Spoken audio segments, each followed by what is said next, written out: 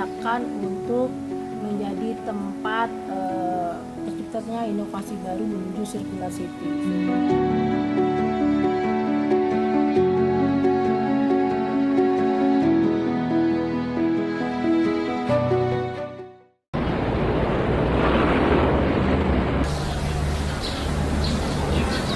Halo, assalamualaikum warahmatullahi wabarakatuh. Saya Melia Famiola, saya dosen di Sekolah Bisnis dan Manajemen ITB dan juga founder dari Terasi Hijau Project. Dasar dari konsep circular city itu adalah bagaimana mengajak semua warga kota itu mulai menanam. Pertama, tujuannya adalah untuk ketahanan pangan mereka. Yang kedua, dengan menanam kita juga melakukan pengurangin limbah, terutama limbah rumah tangga yang berasal dari limbah makanan, bisa diolah untuk sebagai sumber makanan bagi tanaman-tanaman kita. Jadi circular city itu adalah untuk mewujudkan kota yang hijau dan kota yang ramah terhadap lingkungan. Terasi Hijau Project namanya diambil dengan sebuah misi bahwa kita mengajak semua rumah tangga untuk mulai menanam dan menghijaukan rumah-rumah mereka, teras-teras mereka, sehingga nanti suatu saat diharapkan muncul inovasi-inovasi baru yang menjadi proyek di rumah tangga itu untuk ekonomi baru. Itulah kemudian istilah Terasi Hijau Project lahir sebagai harapan sebenarnya untuk menciptakan ekonomi baru dengan konsep circular city.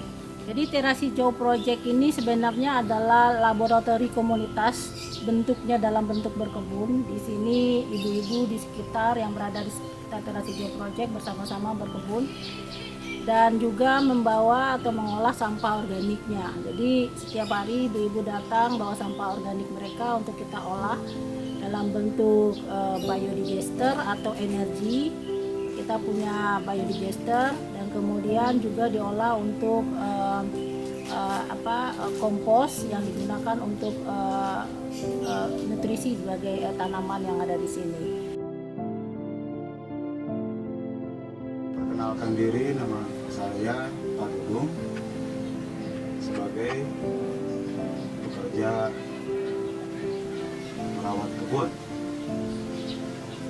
dan belajar bercocok tanam dengan Bu dosen Bu Meli.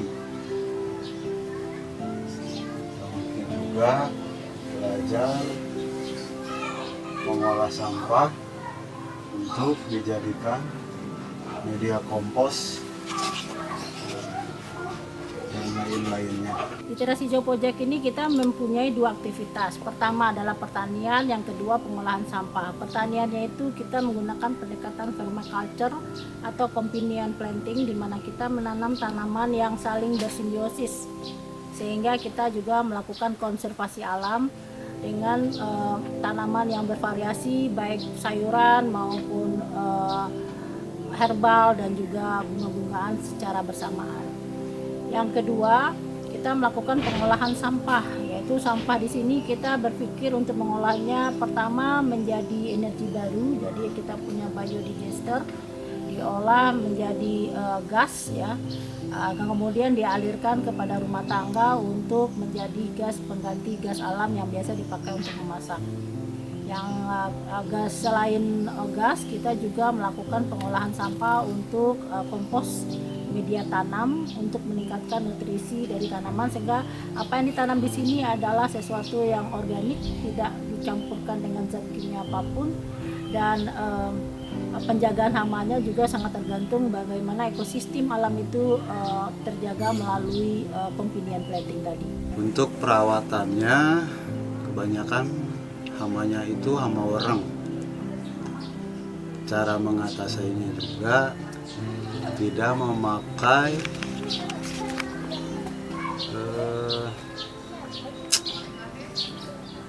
bahan dari kimia untuk penyemprotannya. Bapak memakai bawang putih sebagian untuk mengusir hama itu. Kesatu, tidak ada efek samping, dan keduanya bisa langsung dimasak gitu. secara mendadak umpamanya, jadi nggak usah dicuci. Kalau untuk pakai bahan dari kimia itu mesti dicuci lebih bersih gitu, soalnya nempel kan ada anti lengketnya di daun gitu.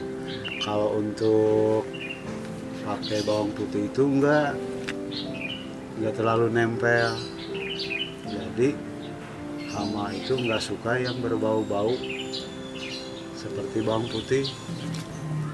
Untuk mengatasinya hama wereng seperti kutu, mesti di lap-lap gitu selain disemprot gitu. Soalnya itu hama paling bandel kalau udah nempel meski beberapa kali penyemprotan gitu. Cara mengatasinya jadi semprot dan dibuang, dilap gitu. Kita inginnya budaya pengolahan sampah dan berkebun itu menjadi aktivitas masyarakat yang tidak terlepas dari kehidupannya. Tapi untuk membangun budaya itu tentu kita tidak bisa serta-merta begitu saja, harus dilakukan sebuah inisiasi, sehingga kita membuat minimal dalam 1 kali seminggu ada hari di mana kita benar khusus melakukan aktivitas di kebun terasi hijau project yang kita sebut dengan Rabu Ridho. Di Rabu Ridho ibu-ibu tidak hanya menanam, tapi juga kalau hasil panennya sudah siap dipanen, ibu-ibu bisa memanen dan kemudian juga bisa membayar seikhlasnya saja. Yang kedua, ibu-ibu juga membawa sampah organik mereka untuk diolah di kebun. Setiap kilogram sampahnya kita berikan reward 1 poin, dan setiap poin itu nanti bisa ditukarkan dengan telur ayam, daging ikan atau juga daging ayam jika kita punya persediaannya.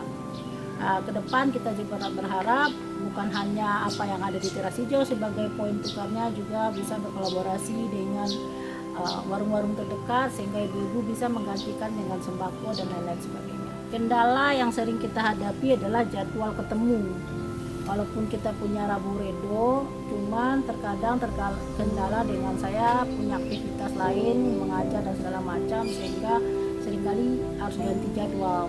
Bisa hari Rabu tapi kita pindah, bisa hari Senin, bisa hari-hari lain yang menyesuaikan dengan jadwal saya. Tentu yang kedua adalah belum terbangun sistem yang benar-benar baku menjadi budaya masyarakat gitu ya. Misalnya menanam, ibu-ibu datang juga masih sangat tergantung pada saya. Siapa inginnya kebun ini itu menjadi kebun komunitas, sebenarnya ibu-ibu tidak tergantung. Ibu-ibu bisa melihat ini adalah tempat mereka untuk kebutuhan pangan rumah tangganya dan lain-lain sebagainya. Tapi satu hal yang membuat kita senang hari ini adalah untuk pengolahan sampah, ibu-ibu sudah tidak harus tergantung setiap Rabu, tapi bisa datang kapan saja untuk membawa sampah organik mereka dan bisa mereka tukarkan di sini dengan telur ayam dan lain-lain sebagainya.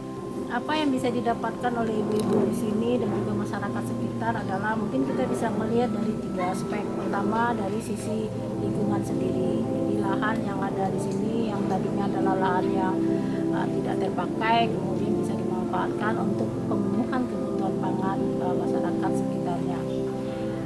Yang kedua dari lingkungan, bahwa hari ini ibu-ibu anggota THP sudah bisa memilah sampah mereka. Paling tidak mereka bisa memilah dengan 2 cara, organik dan non-organik. Organik dibawa ke kebun teras hijau dan non-organik akan dicoba diolah di tempat yang lain, mungkin seperti bank sampah.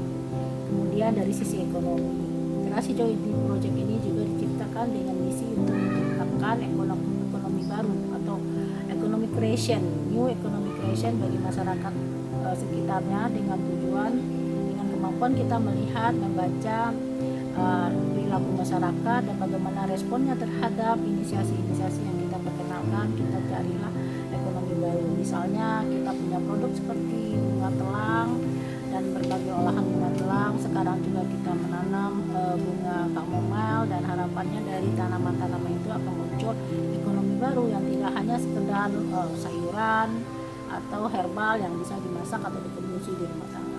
Sesuai dengan mimpinya, teras hijau ini kita ciptakan untuk menjadi tempat terciptanya inovasi baru menuju circular city, sehingga kita berharap tempat ini bisa dimanfaatkan oleh ibu-ibu dan juga masyarakat sekitarnya untuk melihat peluang baru, baik untuk pemenuhan pangan mereka, cara mereka mengolah sampah, dan juga untuk ekonomi baru mereka.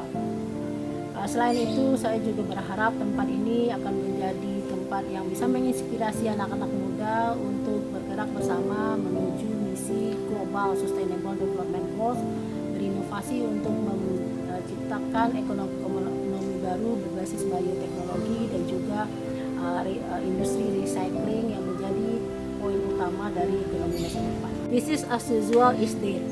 Jadi tidak akan ada yang sama dari model-model yang kita lakukan di masa lalu untuk masa depan. Anak-anak muda adalah generasi yang harus mampu melihat bahwa lingkungan sosial kita dan juga masyarakat sekitar kita adalah sebagai tempat bisnis baru yang memiliki misi dan memiliki tujuan untuk mengembalikan bumi yang lebih lestari seperti dahulu kala dengan teknologi dan juga tentu ekonomi dan sosial yang lebih baik.